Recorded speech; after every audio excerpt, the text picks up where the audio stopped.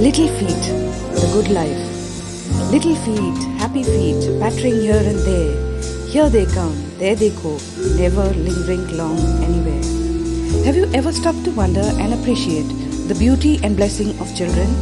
The omniscience and love of God present in our midst reveals the assurance that despite the cancerous malignancy of the humankind involved in all kinds of terror, hate, 9/11, 26/11, Naxalites, gang rape, and a host of other despicable deeds that make man stop to think about what life means, how seemingly innocent children grow up to become scourges of horror and tools of terror and destruction.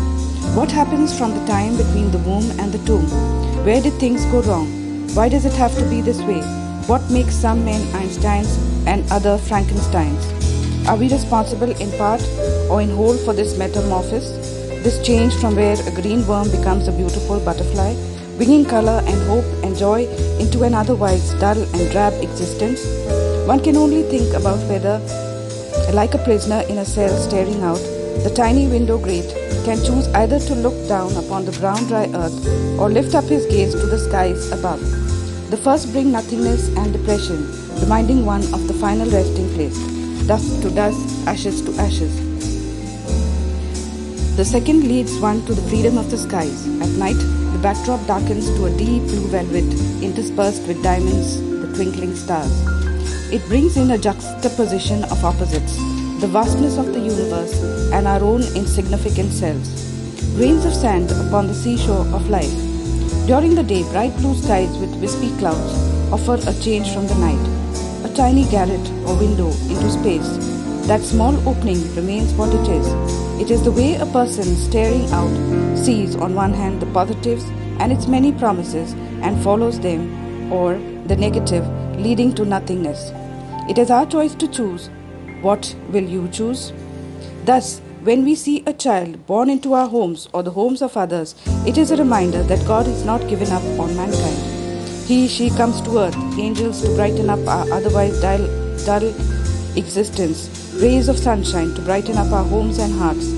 How that representative of the oversoul God is received depends upon us as responsible or irresponsible adults. The other day, the Hitwad newspaper had an article where a baby boy was found abandoned in the Gulf air dustbin, alive and breathing. What gross carelessness on the part of the mother. If she was careless or incautious or unmarried and so abandoned the child, it is her responsibility. How can one hope to escape the omnipotent eye? It is just like in Eric Siegel's love story, where the couple wanted sex, so they took precautions not to get pregnant, and when they finally marry and wish to start a family, they find that they just cannot. Women are entrusted with the great and wonderful gift of working along with God as co-creator in giving birth. To abuse and misuse this trust is unthinkable. Sex has become a casual mechanical curse of the 20th century, with television, computers, mobiles, fast cars, bikes aiding such tendencies.